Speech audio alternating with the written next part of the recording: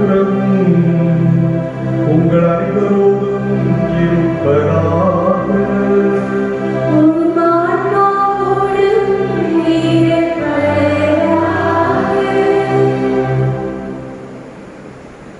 அனைவருக்கும் வணக்கம். இன்று அன்னை மரியாவின் தாய்மை பண்பை பற்றி சிந்திக்க உள்ளோம். அன்னை மரியா இயேசுவின் தாய், திருச்சபையின் தாய், இறை சமூகத்தின் தாய், நம் அனைவருக்கும் தாய்.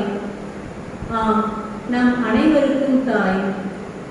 தாய் இல்லாமல் நான் இல்லை, தானே எவரும் பிறந்ததில்லை. நமக்கொரு தாய் இருக்கின்றாள், நம்மை என்றும் காக்கின்றாள். இவ்வரிகள் தாய்க்கு மட்டுமல்ல, தாய்மைக்கும் பொருந்தும். அந்த வகையில் அகில உலக திருச்சபைக்கு பாதுகாவலாய் அன்னை மரியாள் இருப்பதால் தான் தாய் திருச்சபை என்று அழைக்க நாம் கடமைப்பட்டுள்ளோம். அன்னை மரியாளின் பிறப்பே குழந்தை இயேசுவின் பிறப்பால் தான். இதன் மூலம் மனுக்குலம் மீட்பு பெற வழியாக அமைய பல வழிகளை தாங்கிக் கொண்டவர். தாய்மைக்கே உரித்தான அன்பு, அக்கறை, சகிப்புத்தன்மை, விட்டு கொடுத்தல், பிறர் நலம், பொறுமை, தாட்சி, இப்படி எண்ணற்ற குண அதிசயங்களை தன்னகத்தே கொண்டு ஒட்டுமொத்த மனுக்குலத்தின் தாயாக நமக்கு முன் வாழ்ந்து காட்டியவர். தேடி சென்று உதவுவதில் அன்னை மரியாள் நமக்கு முன்னோடி. காலம் அறிந்து நாளத்துக்கு உதவிய தேவ அன்னை நமக்கு கண்ணாடி. அதனால்தான் எலிசபெத்தும் இயேசுவுக்கு இருந்த புதுமை செய்யும் ஆற்றலும் அறியப்பட்டது. அன்னை மரியா என்ற தெய்வீக பெண்ணாலே பணிவையும் துணிவையும் ஒருங்கே பெற்றது. இயேசுவின் பிறப்பையும் இறப்பையும் ஏற்று உலகை ஜெயித்தவர். இப்படி வார்த்தைகளால் விவரிக்க முடியாத வாழ்க்கையினாலே இறை திருவுளம் ஏற்று வாழ்ந்தவர். இவ்வுலகில் போராடி வாழ்ந்து கொண்டிருக்கும் அன்னையர்களுக்கெல்லாம் ஆறுதலும் அவரே, அரவணைக்கும் அவரே. தூய்மையின் வடிவம், பெற்ற தாய்மைக்கு சிறப்பு சேர்க்கும் இந்நேரம் அன்னை மரியாளின் வழியாக பெண் சமுதாயத்தை இறைவனிடம் ஒப்படைப்போம். மீட்பின் சின்னமாய், தீர்க்க தரிசனமாய், பெண்ணியத்தின் உறவாய், தாய்மையின் சிகரமாய் நிற்கும் அன்னைக்கு புகழ் சேர்க்கும் இந்த இனிய நேரத்தில் தெய்வீக திருப்பலி வழியாய் இறையாசி பெற்றுத்தர வந்திருக்கும் அருட்தந்தை லூகாஸ் அவர்களையும் அவரோடு இணைந்து திருப்பலி நிறைவேற்றும் அருட்தந்தையர்கள் ஆன்மீக மற்றும் சமூக பணி சிறக்க இறை அருள் வேண்டுவோம். இத்திருப்பலியை சிறப்பிக்கும் நடுகுண்டையான்பட்டு மக்கள் மற்றும் அனைத்து மக்களுக்கும் இறையாசி என்றும் தொடர இத்தியாக பலியை ஒப்புக் கொடுப்போம். அன்புமிக்க சகோதர சகோதரிகளே, அன்பு உறவுகளே, புனித அமல அன்னையினுடைய பிள்ளைகளே, இன்று நம்ம மத்தியிலே வந்து நமக்காக இந்த நவநாள் திருப்பலியை நிறைவேற்றி மறைவுரை வழங்க இருக்கின்றவர் அருட்தந்தை லூகாஸ் அடிகளார் அவர்கள். இவரை பிரான்ஸ் தேசத்திலிருந்து நாம் இப்பொழுதுதான் இறக்குமதி செய்திருக்கின்றோம். எனவே அவரை நம் மத்தியிலே வருக வருக என வரவேற்போம். இன்றைய நவநாளை சிறப்பிப்போர் புனித பியோ அன்பியம் நடுக்கொண்டையான்பேட்டை திருச்சிலுவை அருட்கண்ணியர் மற்றும் விடுதி மாணவியர். இன்றைய சிந்தனையாக நமக்கு கொடுக்கப்பட்டிருக்கக்கூடிய கருத்து, தாய்மை பண்பின் சிகரம் அன்னை மரியா. தாயின்றி நாம் இல்லை. எனவே நாம் ஒவ்வொருவரும் இந்த உலகிலே வாழ்ந்து கொண்டிருக்கிறோம் என்றால் அதற்கு முக்கிய காரணம் ஒரு தாய். எனவே அந்த தாய்மார்களை நினைத்து பார்த்து அவர்களை கொண்டாடுகிற ஒரு நன்னாள், அவர்களுக்காக சிறப்பாக ஜெபிக்கக்கூடிய ஒரு சூழல். இந்த தருணத்திலே நம்முடைய தாய்மார்களை நினைத்து பார்த்து அவளுக்காக இறைவனுக்கு நன்றி செலுத்துவோம். அவள் அனைவரும் நீண்ட நாட்கள் வாழ இறைவன் அவர்களுக்கு நல்ல உணர்த்துவது தர வேண்டிய இந்த கல்வாரி பலியை மன்றாடுவோம். இந்த கல்வாரி பலி தன்னுடைய ஒப்புக்கொடுக்க தடையாயிருக்கின்ற நம்முடைய குற்றங்கள், குறைகள், பலவீனங்கள், இயலாமை ஏற்று மனம் வருந்தி மன்னிப்பை மன்றாடுவோம்.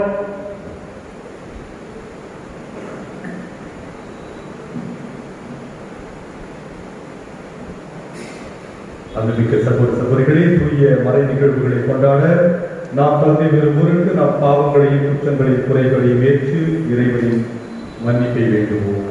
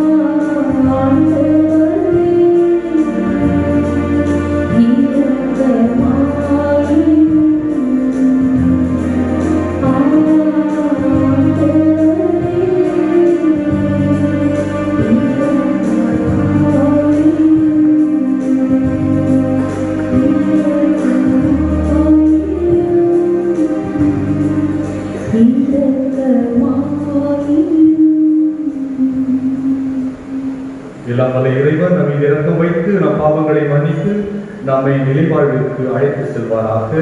ஆமென்.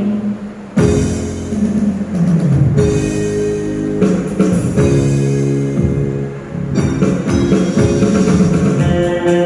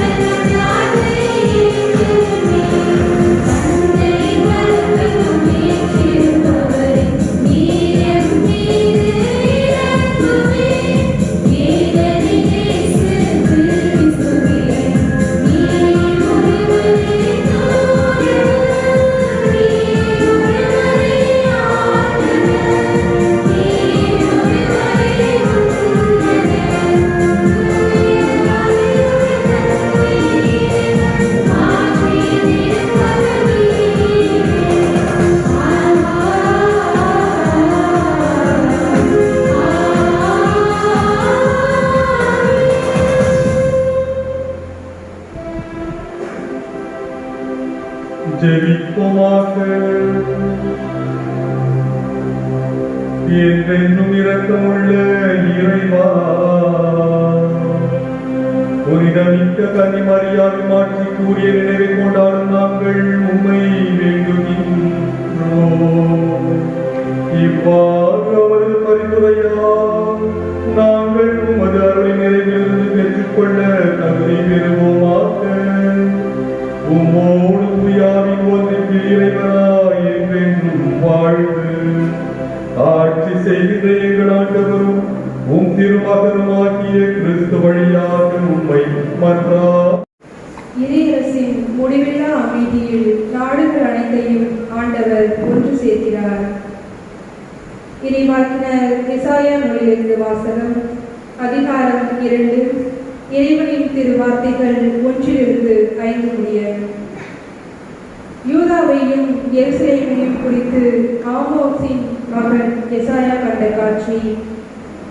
இறுதி நாள்களில் ஆண்டவரின் கோவில் அமைந்துள்ள மலை எல்லா மலைகளுக்குள்ளும் உயர்ந்ததால் நிலைநிறுத்தப்படும். எல்லா குன்றுகளுக்குள்ளும் மேலாய் உயர்த்தப்படும். மக்களினங்கள் அதை நோக்கி சாறை சாறையாய் வருவார்கள். வேற்றினத்தார் பலர் அங்கு வந்து சேர்ந்து, புறப்படுங்கள், ஆண்டவரின் மலைக்கு செல்வோம், யாக்கோபின் கடவுளின் கோயிலுக்கு போவோம். அவர் தம் வழிகளை நமக்கு கற்பிப்பார், நாமும் அவர் நெறிகளில் நடப்போம் என்பார்கள். ஏனெனில் சீயோனிலிருந்தே திருச்சட்டம் வெளிவரும், எருசலேமிலிருந்தே ஆண்டவரின் திருவாக்கு புறப்படும். அவர் வேற்றினத்தாரிடையே உள்ள வழக்குகளை தீர்த்து வைப்பார், பல இன மக்களும் தீர்ப்பளிப்பார். அவர்கள் தங்கள் வாள்களை கலப்பை கொடுக்கலாலும் தங்கள் ஈட்டிகளை கரி வாள்களாகவும் அடித்துக் கொள்வார்கள். ஓர் இனத்திற்கு எதிராக மற்றொரு இனம் வாள் எடுக்காது. அவர்கள் இனி ஒருபோதும் போர் பயிற்சி பெற மாட்டார்கள். யாக்கோபின் குடும்பத்தாரே, வாருங்கள், நாம் ஆண்டவரின் ஒளியில் நடப்போம். இது ஆண்டவரின் அருள்வாக்கு.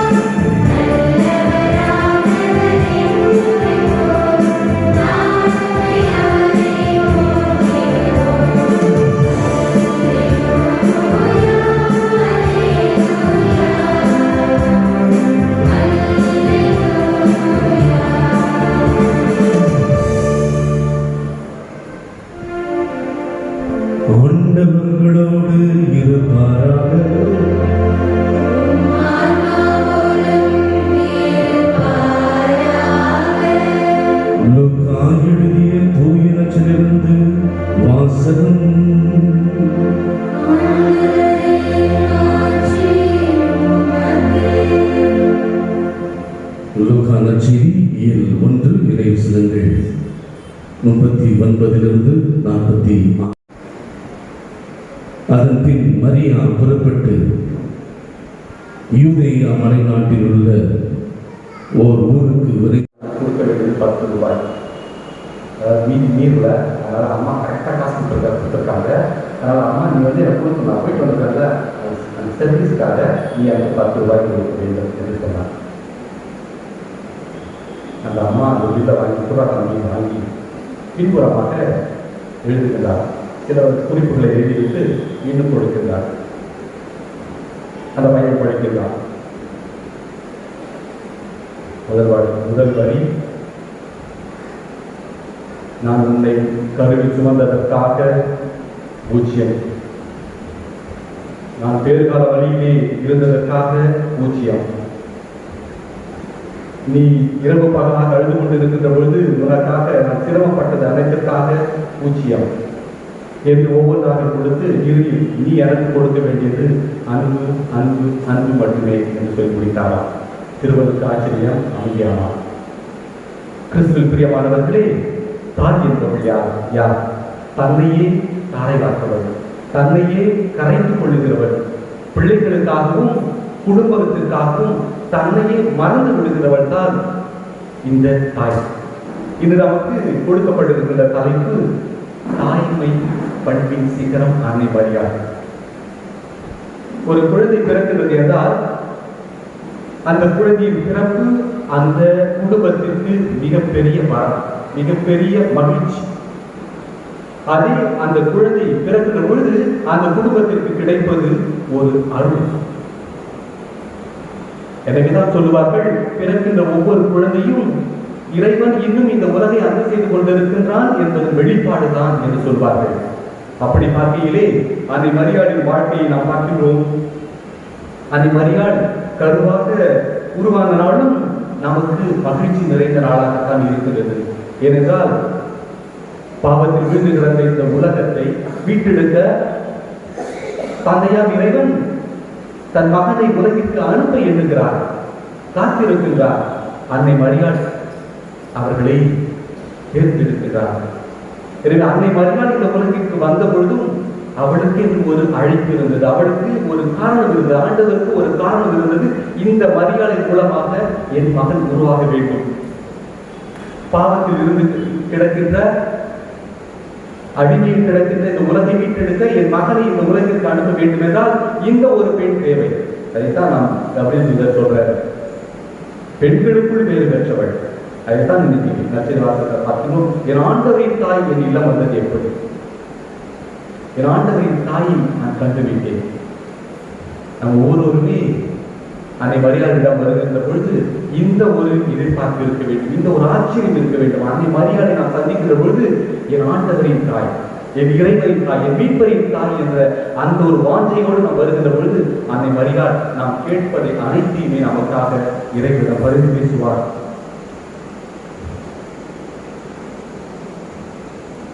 தாய்மை என்று நாம் சொல்லுகின்ற பொழுது தாய்மை என்பது ஒரு வரம் என்று சொல்வார்கள், தாய்மை என்பது ஒரு பாக்கியம் என்று சொல்வார்கள், தாய்மை என்பது ஒரு பொக்கிஷம், ஒரு பெருமை என்று சொல்வார்கள். அதையும் தாண்டி தாய்மை என்பது என்று பார்த்தால் அது ஒரு தியாகம் என்று சொல்வார்கள். பிரியமானவர்களே, தாய்மை என்பது ஒரு வரம் தான், ஒரு பாக்கியம் தான், ஒரு தியாகம் தான். ஆனால் அதையும் தாண்டி தியாகம் என்பது, தாய்மை என்பது தியாகத்தையும் கடந்ததாக இருக்கிறது. எனவேதான் ஆங்கிலத்தில் சொல்லுவார்கள், motherhood is not mere sacrifice but it's a choice என்று சொல்வார்கள். தாய்மை என்பது ஒரு தெரிவு. கபிரியேல் தூதரானவர் அன்னை மரியாளை சந்தித்து இறைவன் வைத்திருக்கிற திட்டத்தை அவருக்கு வெளிப்படுத்துகின்ற பொழுது அன்னை மரியாள் துணிச்சலோடு ஆம் என்று சொல்கிறார். அந்த ஆம் என்ற ஒரு வார்த்தையிலே இறைவனுக்கு பணிந்து இறைவனின் திட்டத்தை இந்த உலகிற்கு கொண்டு வர ஏற்றுக்கொண்டார். நாம் சொல்கின்றோம் ஆம் என்று சொல்லிவிட்டார், எனவே ஏற்றுக்கொண்டார் என்றார். இதையும் தாண்டி அன்னை மரியாளுக்கு தெரிந்திருக்கும் இதில் என்னென்னலாம் சிக்கல் இருக்குது என்று. 2002ஆம் ஆண்டு நான் இங்கு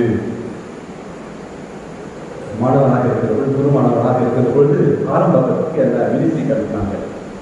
ஆரம்பத்துக்கு இருந்தது 24ஆம் தேதி, டிசம்பர் 24ஆம் தேதி அந்த ஆரம்பத்துக்கு மினிஸ்ட்ரிக்கு போயிருந்த நேரத்தில் சாமியார் சொல்லிட்டாரு, சாமி நீங்கள் பிரச்சனை இல்லை. நான் போனது மியூசிக் பார்க்க, அங்கே போனோடனே சாமியார் சொல்லிட்டு பிரச்சனை இல்லை, சரி ஏதாவது பேசுவோம், மக்களுக்கு தெரியாது ஒரு நற்செய்தி சொல்ல வேண்டும் என்று எத்தனைத்து நற்செய்தி வாசம் முடிந்த பிறகு நான் கேட்கின்றேன், ஒருவேளை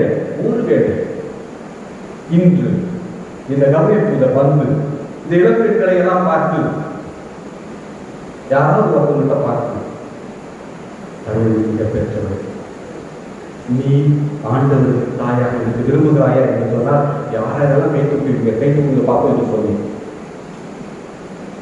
நான் எதிர்பார்த்து யாருமே கை தூக்க மாட்டாங்க. திடீரென்று ஒரு பொண்ணு 17 வயசு பொண்ணு எழுந்திருந்த, நான் ஒத்துக்குறோம் பாருங்க, சாமியை பார்த்து என்று சொன்னார். பிரியமானவர்களே, இதில் இருக்கிற சிக்கல் என்ன? அன்னை மரியாளுக்கு மிகப்பெரிய சவால்கள் காத்திருக்கிறது என்பதை அறிந்தோ அறியாமலோ அவள் ஆம் என்று சொல்லிவிட்டாள். என்ன சிக்கல்? கணவரின் துணையின்றி அவள் கண்ணி மறந்து ஒரு குழந்தை பெற்றெடுக்க வேண்டும். கணவனின் துணையின்றி இந்த குழந்தையை கருவுற்ற காலத்திலே பாதுகாக்க வேண்டும். ஒருவேளை யோசிப்பு அவரை ஒதுக்கிவிடலாம். ஒருவேளை ஊரார் அவரை பல வகைகளிலே ஏற்றி பேச்சுகளாலே அவரை சுற்றி கொலை செய்யலாம். ஏனென்றால் அந்த யூத சமுதாயமானது நாய்களையும் பெண்களையும் சரிசமமாக வைத்திருந்தது. நாய்களுக்கும் பெண்களுக்கும் அடிமை நிலைத்தான், அவர்களுக்கு மரியாதை கொடுப்பதாக இல்லை. அப்படிப்பட்ட சூழ்நிலை அவரது சொந்தங்கள் உற்றார் உறவினர்கள் கூட அவரை நிராகரித்திருக்கலாம். அதையும் தாண்டி அவர் எல்லாரும் நிராகரிக்கப்பட்டிருந்தால் அவர் ஊராக சென்று அவரது குழந்தையை காப்பாற்ற முயற்சி செய்திருக்கலாம். இவ்வாறு பல சிக்கல்களை அவர் சந்தித்திருக்க கூடும். இதையெல்லாம் கருத்தில் கொண்டுதான் அன்னை மரியாள் இதையும் தாண்டி அவள் ஆண்டவரின் திட்டத்திற்கு மனம் உணர்ந்து ஆம் என்று சொல்கிறார். பிரியமானவர்களே, இன்றைய காலகட்டத்திற்கு வருவோம். இன்று பல குடும்பத்திலே நான் பார்க்கிறோம், ஏராளமானோர் எனக்கு குழந்தை வேண்டாம், நான் தாயாக விரும்ப ஆசையில்லை, இப்போதான் கல்யாணம் பண்ணிக்கிறோம், இன்னொரு 2-3 வருஷம் தள்ளி கொடுப்போம் என்று சிறுக தங்களது அந்த தாயினை பெறும் பேச்சினை தள்ளி வைப்பது பலர். பொறுப்புகளை தட்டி கழிப்பவர் பலர். அவர்கள் மத்தியிலே நாம் பார்க்கிற போது அன்னை மரியாள் நமக்கு மிக சிறந்த ஒரு எடுத்துக்காட்டாக இருக்கிறார்.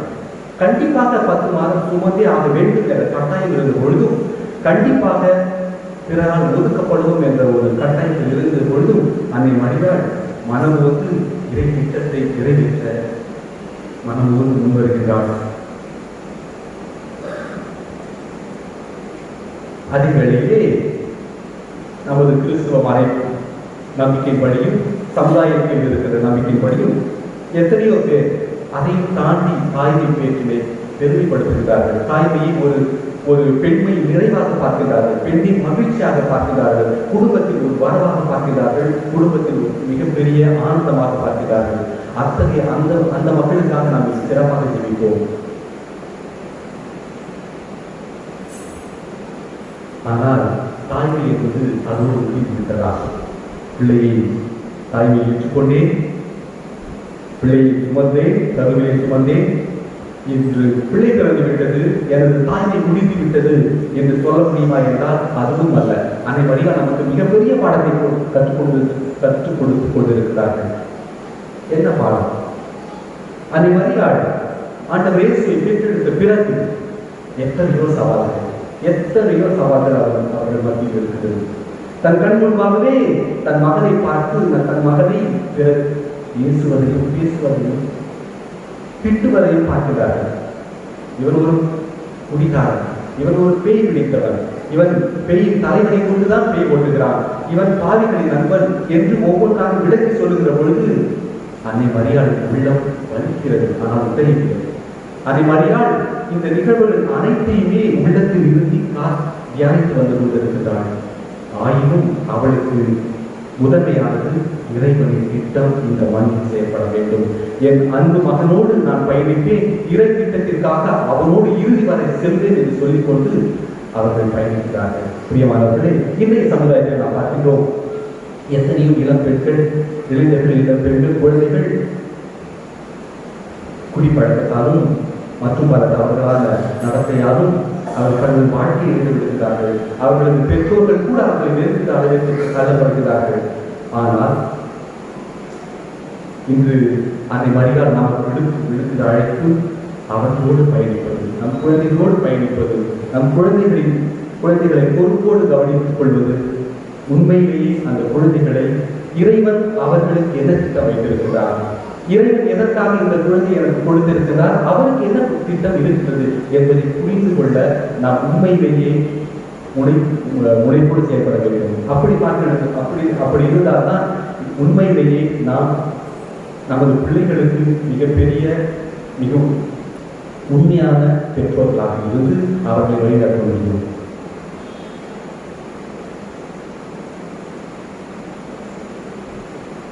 அதை மரியாள் ஆண்டவர் இயேசுவை பார்த்து எல்லாருமே உன்னை திட்டுறாங்க, எல்லாருமே உன்னை திட்டுறாங்க, நீ செய்யறது எல்லாத்தையுமே அவர்கள் மறுதளித்து உன்னை திட்டிக் கொண்டிருக்கிறார்கள், எனவே இது எதுவும் வேண்டாம், ஒதுங்கு என்று சொல்லவில்லை.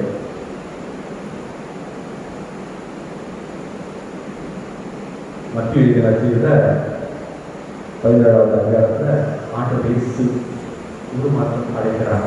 அப்பொழுது பேதுரு சொல்வார், ஆண்டவரே இங்கே இருப்பது எத்துணை நன்று, நம்ம கீழே இருப்போம், எந்த பிரச்சனையும் இல்லை, சந்தோஷமா இருக்கிறோம், ஒளிமயமா இருக்குது, எந்த பிரச்சனையும் இல்லை, ஆனால் நம்ம கீழே இருப்போம், ஊருக்கு கூட அமைச்சர் சொல்கிறார். ஆனால் அன்னை மரியாள் ஆண்டவர் இயேசுவுக்கு வருகிற துன்பங்களிலேதான் அவரோடு பயணிக்கிறார், அவரோடு உடன் இருக்கிறார், அவராகவே ஏற்றுக்கொள்கிறார். பிரியமானவர்களே, இது தாய்மையை பற்றி நாம் சிந்தித்துக் கொண்டிருக்கிற பொழுது அன்னை மரியாள் அனைவருக்கும் தாயாகி இருக்கிறார். சின்ன வயசுல 10 வயது இருக்கிற பொழுது விடுதியை படித்துக் கொண்டிருக்கிறேன். அப்பொழுது எங்களது விடுதி தாளால வாரத்தில் ஒரு நாள் ஒரு நன்னீரை கதை சொல்வார். அப்படி சொல்லி எங்களுக்கு முட்டை சொல்லி உறங்குவதற்கு அனுப்பி வைப்பார். அன்று ஒரு சனிக்கிழமை. அப்போது அந்த தாளாளர் எங்களுக்கு சொல்லிக் கொடுக்கிற பொழுது அன்னை மரியாதை பற்றி சொல்கிறேன். அதாவது ஒரு நாள் பேதுருவுக்கு பிறந்த நாள். எனவே விண்ணகத்திலே எல்லோரும் கொடுக்கிறார்கள். பேதுருவுக்கு ஒரு மிகப்பெரிய மகிழ்ச்சி, அவருக்கு ஒரு எதிர்பார்ப்பு, என்னுடைய பிறந்த நாளை மற்ற அப்போஸ்தலர்களை விட என்னுடைய பிறந்த நாளுக்காக எல்லோரும் கூட வேண்டும், பெரிய கூட்டம் வரணும், அது கூட்டமாக வந்தால் தான் எனக்கு ஒரு சந்தோஷம் என்று நினைத்து எல்லோரையும் அழைக்கிறார். இயேசுவும் அழைக்கப்படுகிறார். அன்று இயேசு உள்ளே வருகிறார். மிகவும் புன்முறுவலோடு சந்தோஷமாக உள்ளே நுழைந்து அந்த அறைக்குள் வருகிறார். அங்கே பார்க்கிற எல்லோரையும் பார்த்து சிரிக்கிறார். ஒரு சிலரை பார்த்து உரைக்கிறார். ஒரு சிலரை பார்த்துவிட்டு மீண்டும் பேதுருவை பார்க்கிறார். சிலருக்கு ஒன்றும் புரியவில்லை. ஒரு கட்டத்தில் இயேசு கோபம் அடைகிறார். பேதுருவை கூப்பிட்டு, என்ன நடக்குதுங்க, என்னுடைய பர்த்டே கிளாஸ் சொல்லியிருக்கிறார். அது சரி, யாரெல்லாம் விண்ணகத்திற்கு வரக்கூடாதோ அவர்களெல்லாம் நான் இங்கே பார்க்கிறேன், யாரெல்லாம் வரமாட்டார்கள் என்று நான் நினைத்தனோ அவர்களெல்லாம் உள்ளே இருக்கிறார்கள், அது எப்படி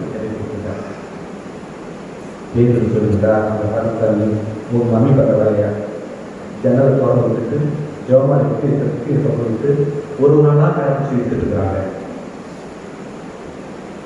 பிரியமானவர்களே, அன்னை மரியாள் அனைவருக்கும் தாய்.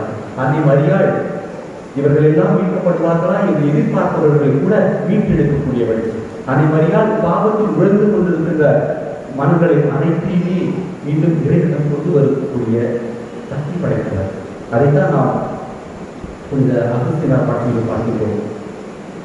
ஏறக்குறைய வாழ்க்கையின் பாதையை மறந்து தனது வாழ்க்கையை தெரிந்து கொண்டு வித்தியாசமான ஒரு வாழ்க்கை வாழ்ந்து கொண்டிருக்கின்ற குத்துயாகிறார். ஒரு வகையிலே ஒரு கட்டத்திலே மீண்டும் திரும்பி வருகிறார், இறைவனை ஏற்றுக்கொள்கிறார், மனமாறி வருகிறார், இறைப்பணிக்காக தன்னை அர்ப்பணிக்கிறார். காரணம், அவரது சொந்த தாயார் மோனிகம்மாள் ஏறக்குறைய 17-18 ஆண்டுகள் அவருக்காக ஜெபித்திருந்தார். இந்த அன்னை மரியாள் நமக்காக குறிப்பிட்ட கருத்துக்காக நாம் வேண்டுவோம். யாரெல்லாம் தாய்மார்களாக இருக்கிறார்களோ, பெற்றோர்களாக இருக்கிறார்களோ, அவர்களை அன்னை மரியாள் மிக சிறப்பாக ஆசீர்வதிக்க நாம் வேண்டுவோம். அதே வழியில் எனக்கு தாயை வேண்டாம், நான் தாயாக வேண்டாம் என்று விரும்பவர்களை, அதை புரிந்து கொள்ளாதவர்களை அன்னை மரியாள் ஆசீர்வதிக்கட்டும். அவர்களுக்கு இதன் உண்மையான கருத்தை புரிய வைக்கட்டும். அதிகளிலே தாய்மைக்காக ஏங்கி தவிக்கின்ற தினங்களை, பெற்றோராக இருக்க முடியவில்லையே, எனக்கு குழந்தை பாக்கி இல்லையே ஏங்கி தவிக்கின்ற பிள்ளைகளை அன்னை மரியாதை காலத்தில் படைப்போம்.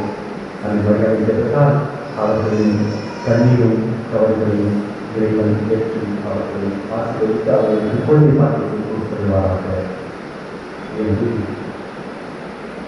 ஆண்டவரால் ஆகாரத்தில் ஒன்றியுள்ளது. Thank you.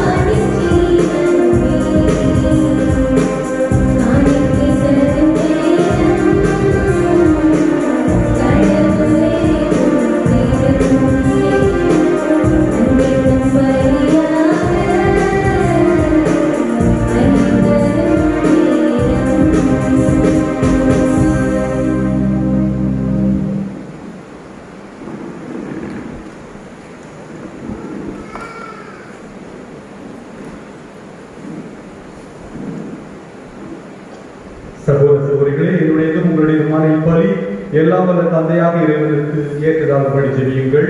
ஆண்டவர் தமது பேரின் புகழ்ச்சிக்காகவும் ஆட்சிக்காகவும் தமது நன்மைக்காகவும் உலகத்திலாகிய அனைத்தின் நலனுக்காகவும் உமது கையெழுத்தை பலியை ஏற்றுக்கொள்வாராக. ஆண்டவரே, உம் திருமகனுடைய தாய் நினைவு கொண்டாட்டத்தில் மகிழும் நாங்கள் உமக்கு புரட்சி பலியை ஒப்புக் கொடுக்கின்றோம். இப்புனித உறவு பரிமாற்றத்தால் எங்கள் நிலையான மீட்பு பயணத்தில் நாங்கள் முன்னேற புரிவீராக. எங்கள் ஆண்டவராகிய கிறிஸ்து வழியாக உம்மை மன்றாடுகிறோம்.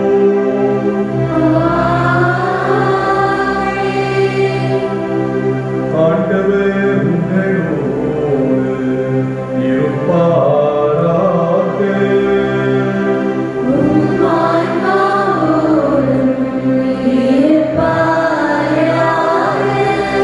எங்களை மேலே எழுப்புங்கள்.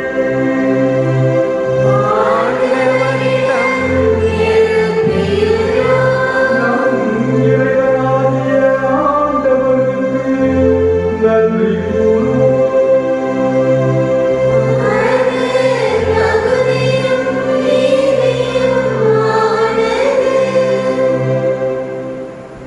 ஆண்டவரே, தூயவரான தந்தையே, என்றும் உள்ள எல்லாம் வல்ல இறைவா, எந்நாளும் எவ்விடத்திலும் நாங்கள் உமக்கு நன்றி செலுத்துவதும், எப்பொழுதும் கன்னியான தூய மரியாளின் வணக்க நாளில் நாங்கள் உம்மை போற்றி புகழ்ந்தேத்துவதும் மெய்யாகவே தகுதியும் நீதியுமாகும். எங்கள் கடமையும் மீட்புக்குரிய செயலுமாகும். அந்த அன்னை தூயாவில் வைத்ததா உம்முடைய ஒரே பேரான திருமகனை கருத்தரித்து தம் தனிமையில் மகிமை குன்றாமலே அந்த முடிவில்லா ஒளியான எங்கள் ஆண்டவர் இயேசு கிறிஸ்துவை உலகிற்கு அளித்தார். அவர் வழியாகவே உமது மகத்துவத்தை வானதூதர் அனைவரும் அணி அணியாக இடையராது புகழ்ந்தேத்தி பணிந்து வணங்குகின்றனர், கூடி மகிழ்ந்து கொண்டாடுகின்றனர். அவர்களோடு எங்கள் குரலையும் சேர்த்துக் கொள்ளுமாறு நாங்கள் உம்மை தாழ்மையுடன் இறைவி புகழ்ந்து அர்ப்பணித்து பாடிச் சொல்வதாவது.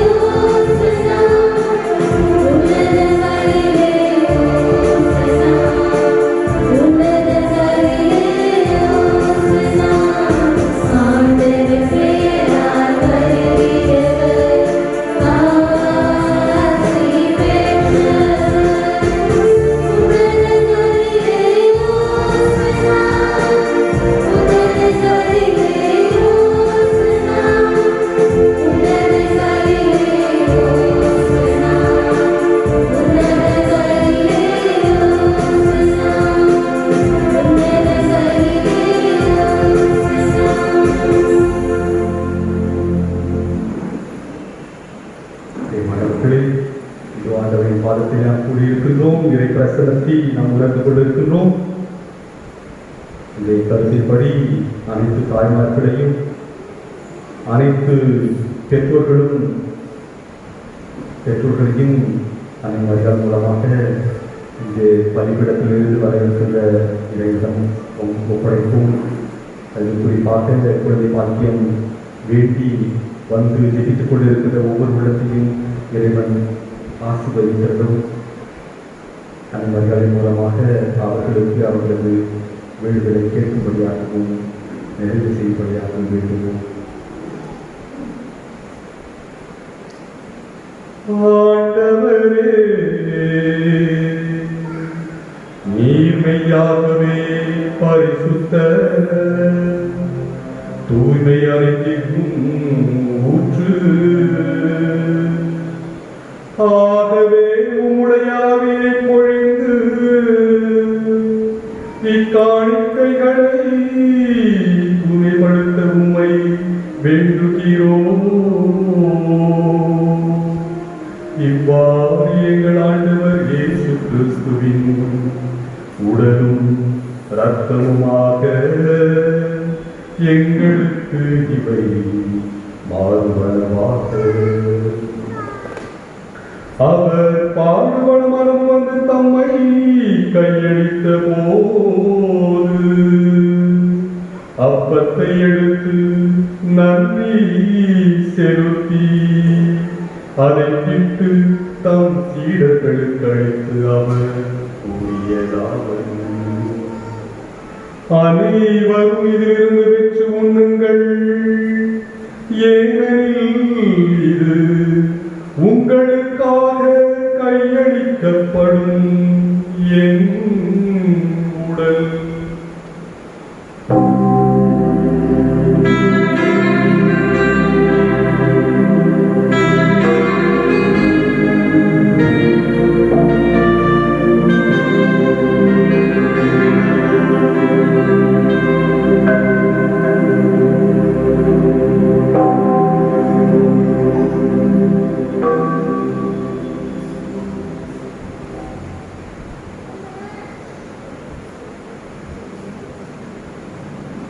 அவ்வண்ணமே இரவு இருந்த அருந்தியவின் கிண்ணத்தையும் எடுத்து மீண்டும் உமக்கு நன்றி கூறி தாம் நேசித்து அன்பு செய்த தம் சீடர்களுக்கு அளித்து அவர் கூறியதாவது, அனைவரும் இதிலிருந்து பெற்று பருகுங்கள், ஏனெனில் இது புதிய நிலையான உடன்படிக்கைக்குரிய என் இரத்தத்தின் கிண்ணம்.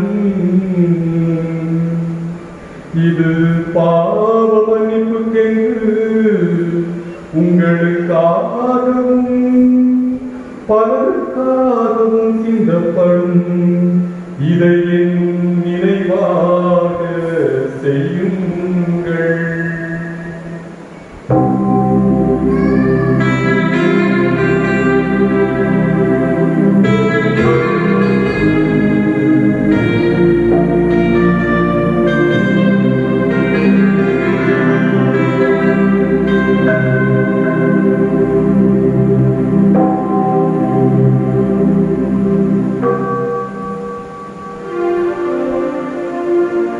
நம்பிக்கையின் மறைபொருள்.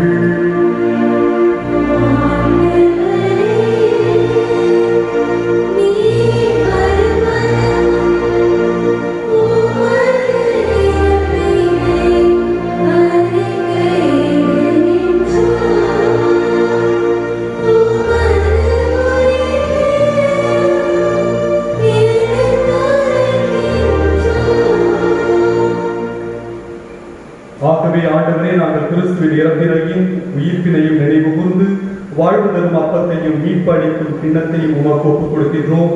உம் திருமுன் நின்று ஊழியம் புரிய தகுந்தவர்கள் என எங்களை ஏற்றுக்கொண்டீர். எனவே உமக்கு நன்றி செலுத்துகின்றோம். மேலும் கிறிஸ்துவின் உடலிலும் ரத்தத்திலும் பங்கு கொள்ளும் எங்களை தூய ஆவியார் ஒன்று சேர்க்க வேண்டும் என உமை தாழ்மையுடன் மன்றாடுகின்றோம்.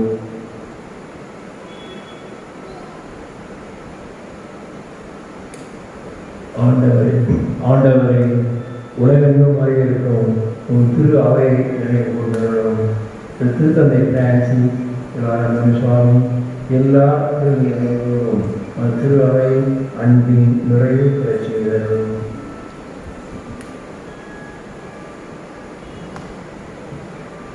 மேலும் உயிர்த்திடும் எதிர்நோக்குடன் தொழில் கொள்ளும் எங்கள் சகோதர சகோதரிகளையும் இறந்தோர் அனைவரையும் இரக்கத்துடன் நினைவு கூர்ந்து உங்கள் திருமுக ஒளியினோடு ஏற்றுடன் எங்கள் அனைவர் மீதும் இரக்கமாயிரும். இவ்வுலகில் உமக்கு உந்தவராய் இருந்தோர் ஆகிய புனிதர் அனைவருடனும் நாங்கள் நிலை வாழ்வில் பங்கு கொள்ளும் தகுதி பெற்று உன் திருமகன் இயேசு கிறிஸ்து வழியாக உம்மை புகழ்ந்தேத்தும் வரமுருட உம்மை மன்றாடுகிறோம்.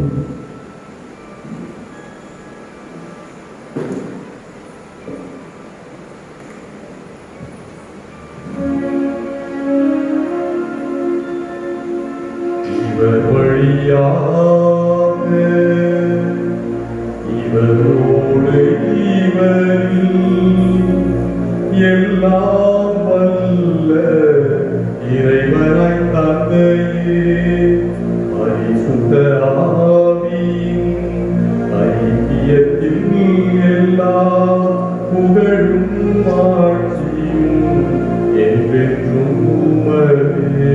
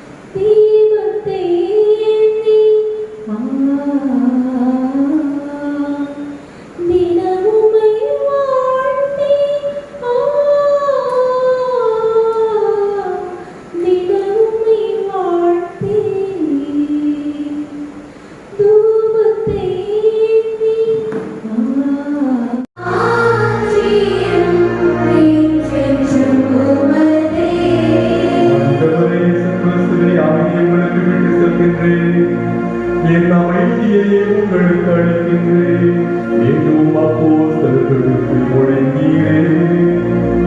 எங்கள் பாவங்களை பாராமல் உமது திராவையின் நம்பிக்கை கண்ணோக்கி உமது திருவுலகிற்கு ஏற்ப அதற்கு அமைதியும் ஒற்றுமையும் அளித்தருள்வீராக. என்றென்றும் வாழ்ந்து ஆட்சி செய்கின்றவர் நீரே.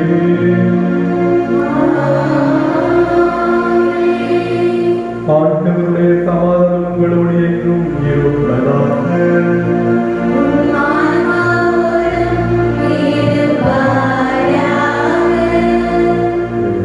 சமாதானத்தை நாம் ஒருவருக்கொருவர் கற்றுக்கொள்வோம். சமாதானம்.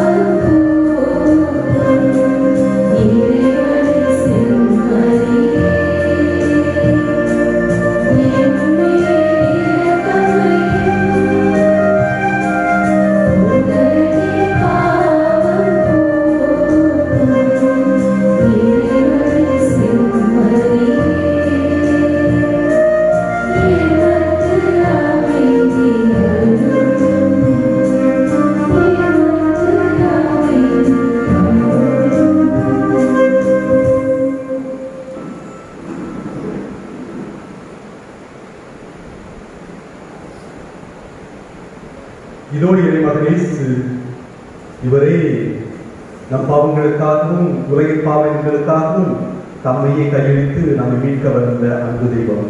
இவர் தருகிற விருதுக்கு அழைக்கப்படும் நீங்களும் நாம் பேர் பெற்றோர்.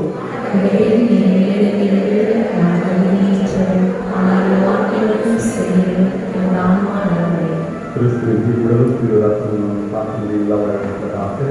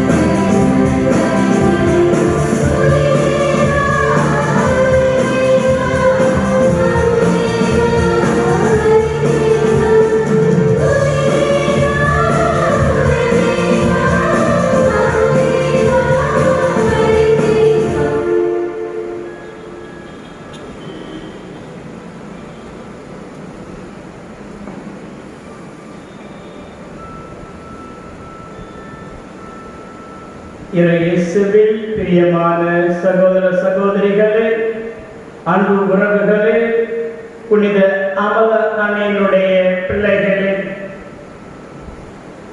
இன்றைய நன்னாளிலே நம் மத்தியிலே வந்து இந்த நவநாள் திருப்பலியை தலைமையேற்று நமக்காக நிறைவேற்றி அருமையான ஒரு மறையுரையை வழங்கி நமக்காக ஜெபித்தவர் அருள் திரு லூகாஸ்.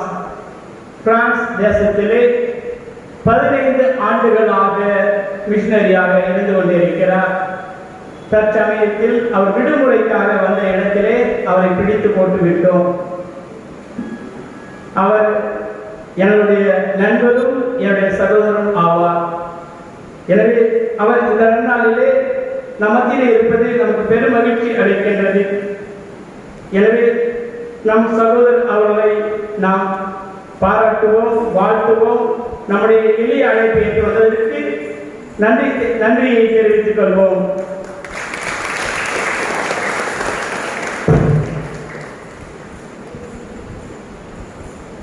இன்றைய நவநாளை மிகவும் சிறப்பாக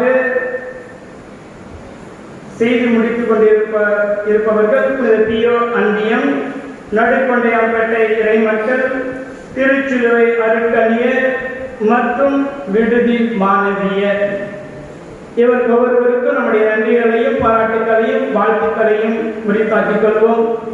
ஏனென்றால் இவர்கள் தங்களுடைய வேலைகளை படிக்கின்ற பிள்ளைகள் தேர்வு இருக்கின்றது, அந்த தேர்வை எல்லாம் பொருட்படுத்தாது நமக்காக வந்து இந்த திருப்பலியை கலந்து கொண்டு ஜெபித்திருக்கிறார்கள். அவர்கள் அனைவருக்கும் நம்முடைய நன்றியையும் பாராட்டுகளையும் தெரிவித்துக் கொள்வோம். தாய்மையை பற்றி சிந்தித்தோம். தாய்மை யாரு? தாய்மைனா என்ன? அவங்களுடைய பண்புகள் என்ன? குணநலன்கள் என்ன? பொறுப்புகள் என்ன என்று கேட்டோம். ஒரு குடும்பத்தில் இப்படிதான், ஒரு மாமியாரும் மருமகளும். அந்த மருமகள் கல்யாணம் ஆகி 10 வருஷம் ஆச்சு, ஆனால் குழந்தை பாக்கியம் இல்லை. அதனால் அந்த மாமியார் எப்போ மருமகளை பார்க்கும்போதெல்லாம் கரிச்சு கொட்டிக்கிட்டே இருக்கும், திட்டிக்கிட்டே இருக்கும். அதே மாதிரி அவங்க வீட்டில் ஒரு பச்சை கிளி வளர்த்தாங்க. இந்த மாமியை திட்டும் போதெல்லாம் அந்த பச்சை கிளியை சேர்ந்து செத்துப்போ அப்படி திட்டிகிட்டே இருக்கும்.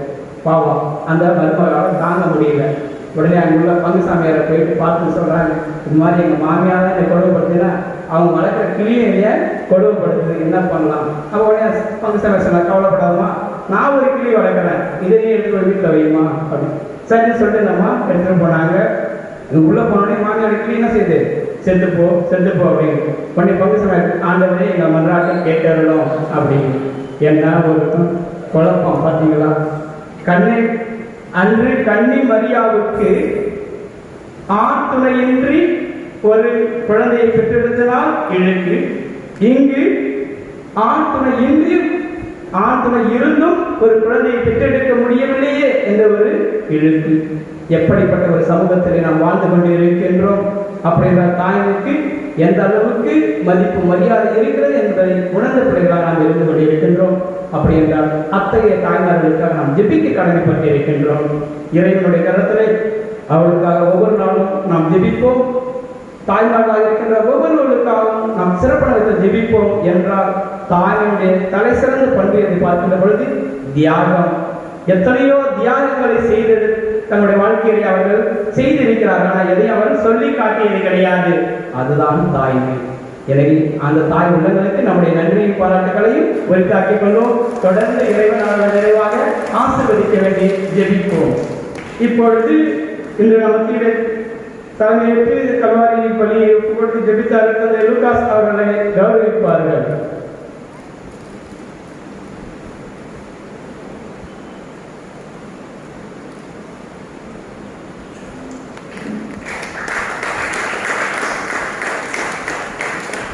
அதற்கடுத்ததாக அருட்தந்தை மரிதாஸ் அவர்களையும் கௌரவிப்பார்கள். அவரை தொடர்ந்து நம்முடைய உதவி பங்கு தந்தை ஜெயிக்க அவர்களையும் கௌரவிப்பார்கள். நிறைய நேரம் நம்ம ஒருத்தர் மறந்துடுறோம். நம்முடைய கேமராமேன் அருட்தந்தை அவர்களையும் நாம் இப்பொழுது கௌரவிப்போம். லியோ அமரநாதன். அதற்கடுத்ததாக எப்பொழுதுமே நமக்கு அருகாமையில் இருந்து ஜெபித்துக் கொண்டு பக்கபலமாக இருந்து கொண்டிருக்கிற நம்முடைய அருட் சகோதரர் கமலேஷ் அவர்களை இந்த நேரத்தில் நாம் கௌரவிப்போம்.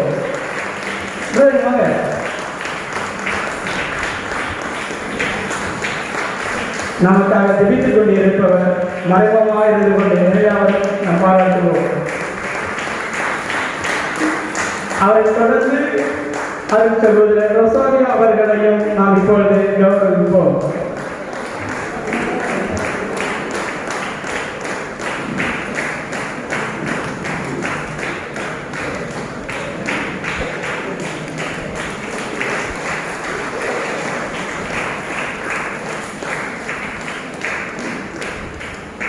திருச்சுவை கன்னியர் சார்பாக அருட்தந்தை லூகாஸ் அவர்களுக்கு பொன்னாடை போற்றப்படுகிறது.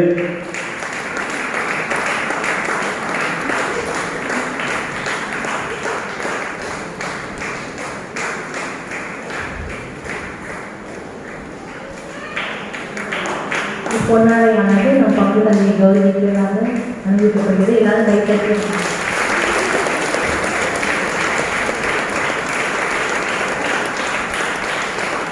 இந்த அருமையான நன்னாளை புதிய அன்பியத்தோடும் கடுக்கொண்டையாம்பட்ட இறை மக்களோடும் இணைந்து சிறப்பித்த திருச்சுவை அருட்கண்ணியர்களுக்கும் விடுதி மாணவர்களுக்கும் நம்முடைய சிறப்பான நன்றிகளையும் பாராட்டுகளையும் உரித்தாக்கிக் கொள்வோம். பல வேலைகளுக்கு மத்தியிலும் இங்கு வந்து இதை சிறப்பித்திருக்கிறார்கள். இறைவன் அவர்களை ஆசீர்வதிக்க வேண்டியும் அவர்கள் செய்கிற பணியை தொடர்ந்து இறைவன் ஆசீர்வதிக்க வேண்டியும் படிக்கின்ற விடுதி மாணவர்களுக்கு இறை நாணயத்தை நல்கும்படியாகவும் தொடர்ந்து ஜெபிப்போம். ஆண்டவர் இயேசு உங்கள் ஒவ்வொருவரையும் ஆசீர்வதிப்பாராக. அனைவரும் இறுதி ஜெபத்திற்காக எழுந்திருப்போம்.